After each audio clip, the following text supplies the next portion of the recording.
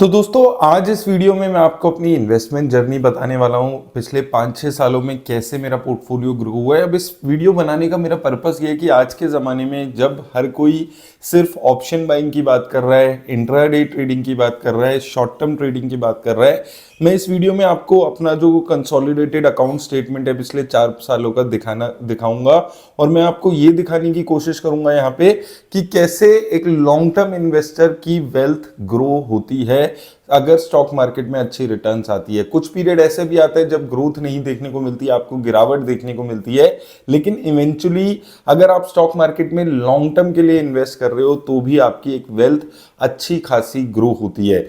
आज के टाइम में ये वीडियो बनाना बहुत ज़्यादा इंपॉर्टेंट मेरे लिए हो गया है क्योंकि जितने भी नए इन्वेस्टर्स आ रहे हैं उनको सिर्फ एक ही बात की जा रही है, ऑप्शन बाइंग में आइए तभी पैसा बनता है, या फिर छोटे टाइम के लिए इन्वेस्ट करिए 2 महीने 3 महीने, इसी में आपका पैसा बनता है। लेकिन आज का मेरा पर्पस है वीडियो बनाने का कि वेल्थ भी आपकी अच्छी क्रिएट होती है अगर आप लॉन्ग टर्म इन्वेस्टिंग करते हैं। मेरी इन्वेस्टमेंट स्ट्रेटेजी हमेशा से सिंपल रही है कि मैं कुछ पैसा एसआईपी के थ्रू म्यूचुअल फंड्स में इन्वेस्ट करता हूं और उसके साथ साथ मैं स्टॉक मार्केट में लॉन्ग टर्म के लिए इन्वेस्ट करता हूं। एटलीस्ट 2-3 सालों के लिए स्टॉक मार्केट में स्टॉक्स को चूज करके उसमें पैसा लगाता हूं। तो जो स्ट्रेटेजी है इसमें भी आपकी वेल्थ ग्रो देखने को मिलती है। आपके हाथ में शायद आपको इंस्टेंट वो नहीं मिलता है, लेकिन एक अच्छी ग्रोथ आपको हमेशा पोर्टफोलियो में देखने को मिलती है। तो पहले एक बारी मैं अपना पोर्टफोलियो आपको यहाँ पर कंसोलिडेटेड अकाउंट स्टेटमेंट में दिखाता हूँ कि कैसी ग्रोथ आपको देखने को मिलती है, फिर हम लोग आगे इस वीडियो में बात करेंगे। तो देखिए ये मैंने अभी चार्ट जो लगाया हुआ है ये बेसिकली मेरा कंसोलिडेटेड अकाउंट स्टेटमेंट है।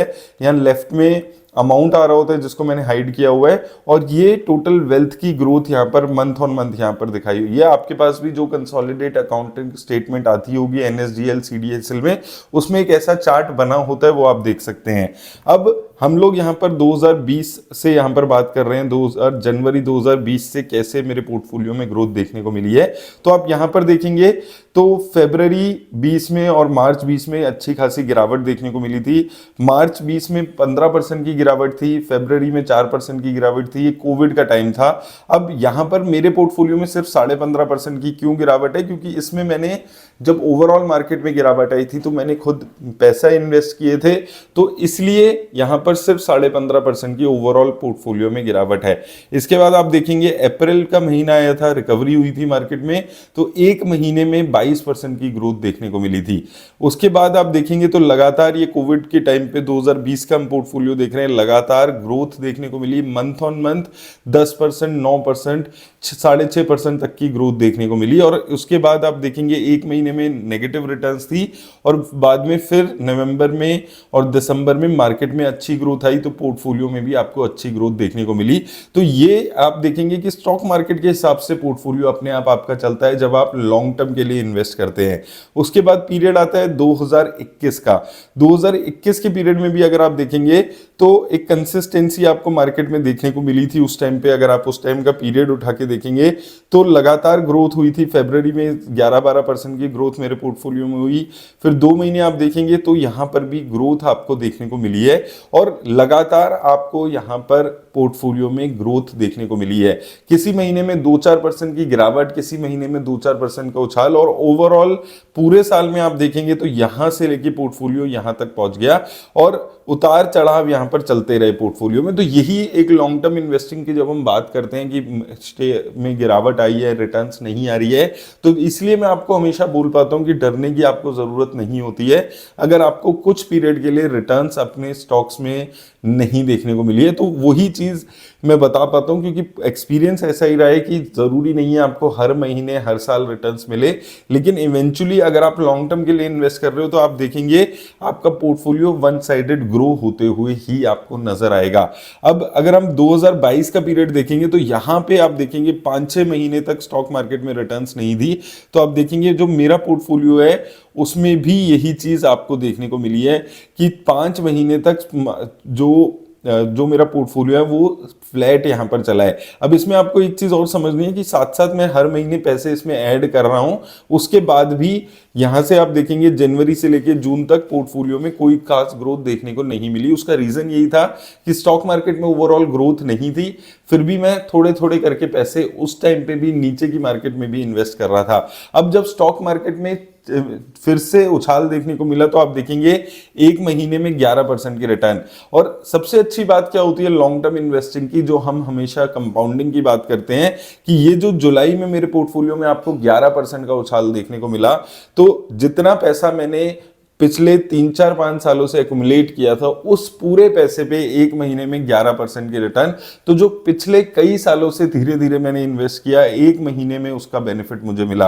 और आप देखेंगे साथ साथ ग्रोथ होती रही। उसके बाद ये 4-5 महीने के बाद लगातार पोर्टफोलियो में ग्रोथ हुई है, किसी महीने 11%, 10%, 6%, 8%, और लगातार वन साइडेड पोर्टफोलियो आपको देखने को मिला है। जनवरी में 21% की ग्रोथ मेरे ओवरऑल जो 4-5 सालों से मैं पैसा डाल रहा था उस पोर्टफोलियो में सिर्फ एक साल में 21% की ग्रोथ है। अब ये जनवरी का महीना एक्सेप्शनल था क्योंकि इसमें मैंने मार्केट में काफी पैसा इन्वेस्ट किया था, तो ये जो ग्रोथ है 21% की, ये सिर्फ स्टॉक मार्केट रिलेटेड नहीं है, इसमें मैंने एडिशनल भी काफी पैसा इन्वेस्ट किया था, इसलिए ये एक महीने में अलग से 21-22% की आपको ग्रोथ देखने को मिली। अब आपको यहां पर भी समझना है कि अभी भी मार्केट में बहुत ज्यादा उछाल इस पीरियड में नहीं आ रहा था, एक कंसिस्टेंसी देखने को मिल रही थी।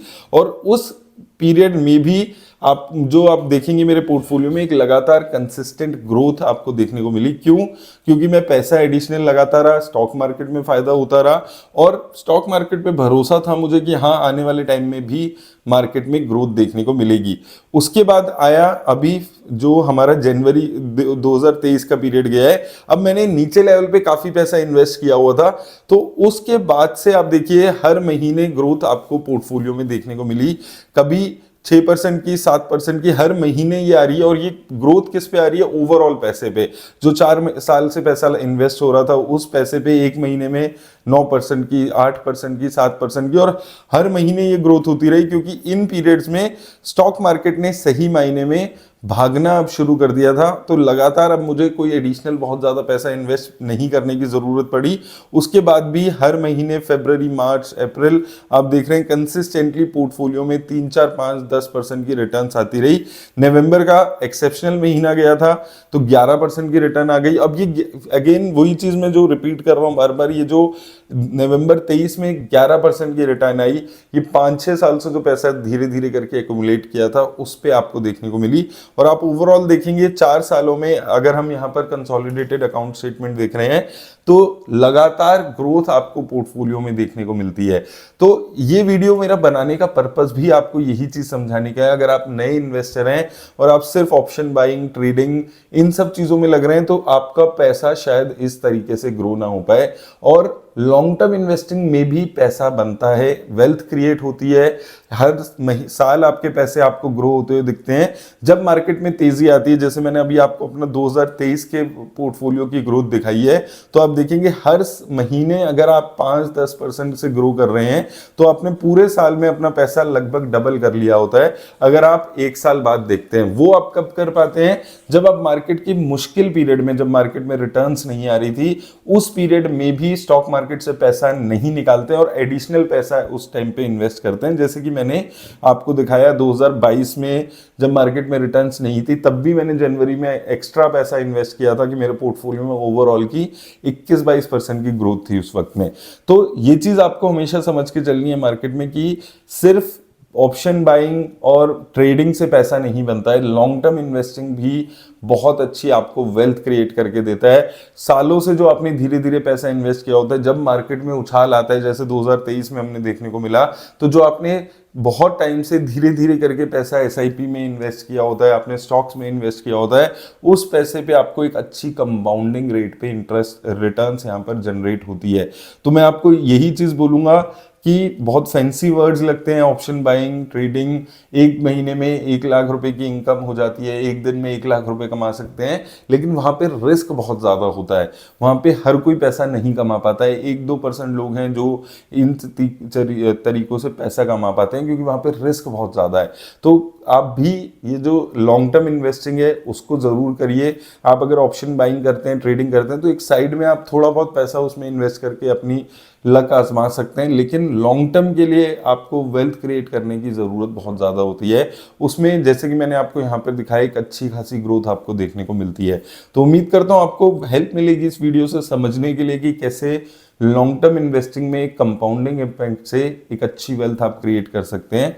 मेरी तरफ से बस इतना ही। धन्यवाद।